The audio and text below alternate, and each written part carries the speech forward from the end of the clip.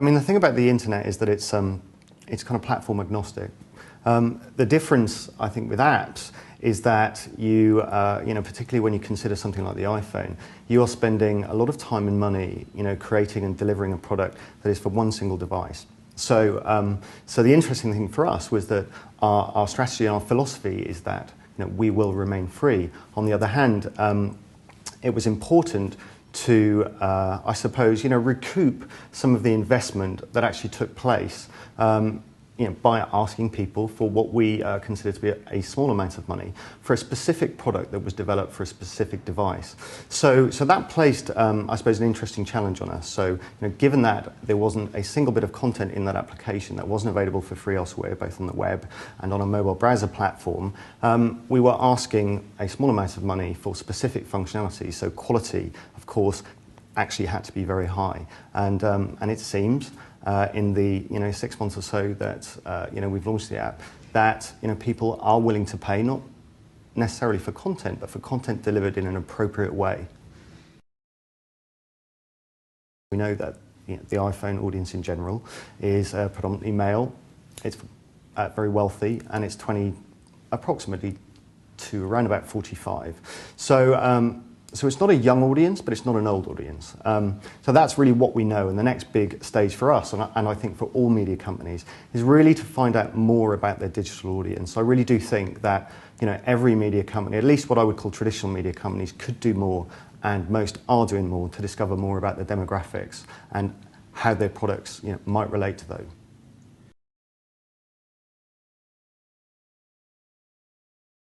I don't have any evidence for that. I do have evidence of us being able to achieve, you know, brand reach on new platforms. So I've spoken to numerous people, and numerous people have told me via, you know, the App Store or email, or just, you know, directly via the app, that, you know, they hadn't come into contact with the Guardian's, you know, content before. A small amount of those people, you know, might have bought the newspaper. A significant proportion would have actually visited us digitally on Guardian.co.uk, but there is a significant minority who haven't. So, you know, we live in interesting times. I spoke in my speech about talking to someone who, you know, was telling me that he used to buy a newspaper, but that newspaper wasn't the Guardian, it was one of our competitors. So imagine, you know, the difference now. As soon as you aren't holding a brand in your hand and you have this private device, is that going to change people's perceptions? Are you no longer going to buy your newspaper because, you know, the brand says something about you? Are you going to transfer into a newspaper where, you know, the content is something more relevant to you? So we live in this world, and it's a perfect storm, I think. That's a great phrase.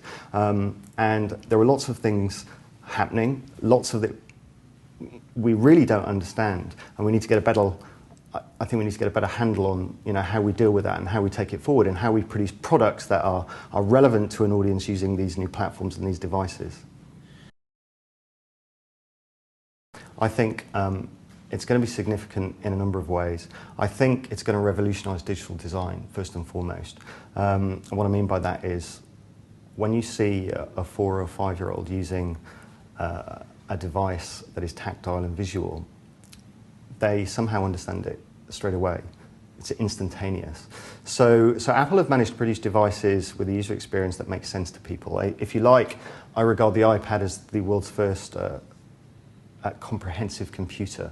And it could be the computer that makes sense to you know, most people. I mean, I talk to my parents and I have to show how how to use a computer to my parents.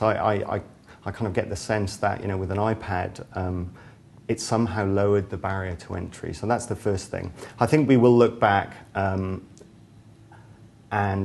not quite laugh at how we used to design digital products, but it's such a significant shift. As soon as you touch something, I think everything changes. I think the second thing I would say is that when you speak to designers, I really get the feeling that, and particularly newspaper designers, you know, some fabulous people involved in newspaper design, there really is a sense that somehow the web got away from design.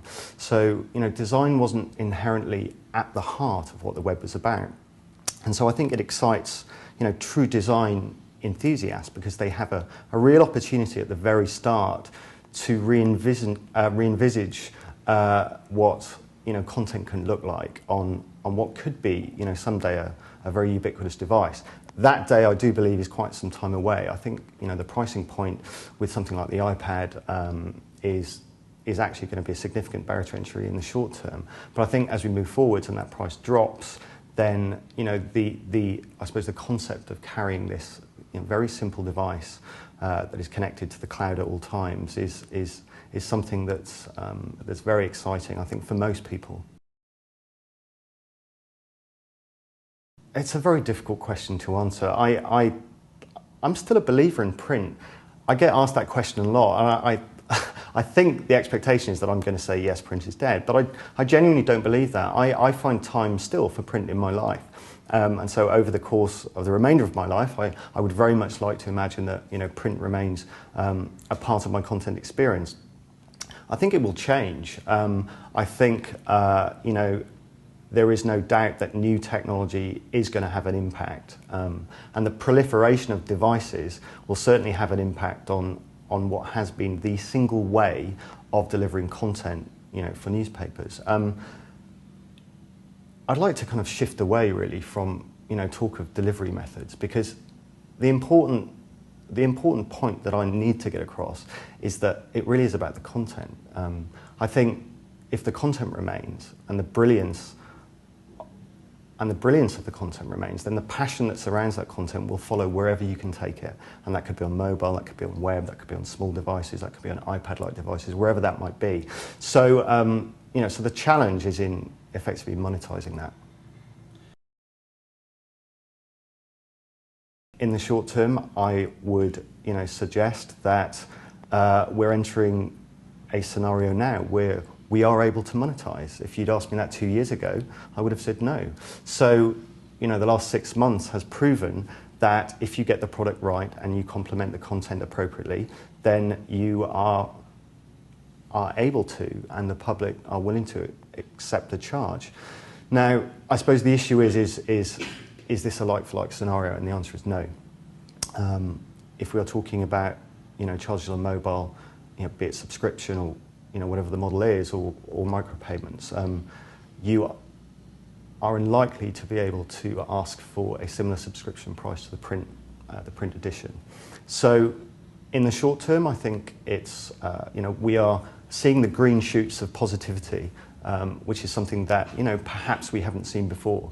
Where this will go over the longer term, I'm actually quite bullish. I think there's a lot of negativity around, and that's understandable. But I do think it's important that we start to say we are producing, fantastic content, and it is worth something. And it's also important not to write off advertising. We've all just spent the last 25 years building up a fantastic, ad-funded model. So, the concept of locking that down and saying goodbye to that, for me at least, is a slightly ridiculous thing to do. And people have short memories, so it's going to be very, very interesting to see where these commercial models go. And I think, we'll all be looking at the competition who are putting paywalls up, and rightly so. I think the reality is there will be a kind of plethora of commercial models, and we'll all test them all out, and we'll see where we are in 5 to 10 years' time.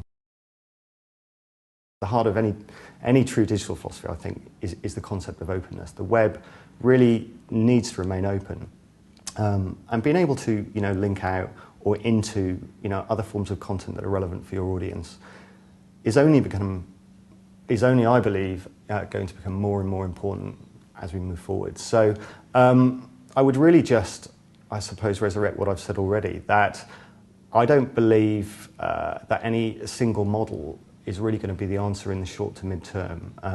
I could be proved wrong, and obviously if someone finds that golden arrow or silver bullet or whatever it might be, then we will almost certainly look to replicate that. But we've built up a very successful digital business that is worth a significant amount of money, and we have some very aggressive and interesting projections as we move forward. And we're very bullish and very buoyant about some of the products and some of the the interesting products that we're developing. And at the heart of that is innovation too. And it's very difficult to innovate behind a paywall. So I'm very glad I'm working for a company that is very much about free and openness.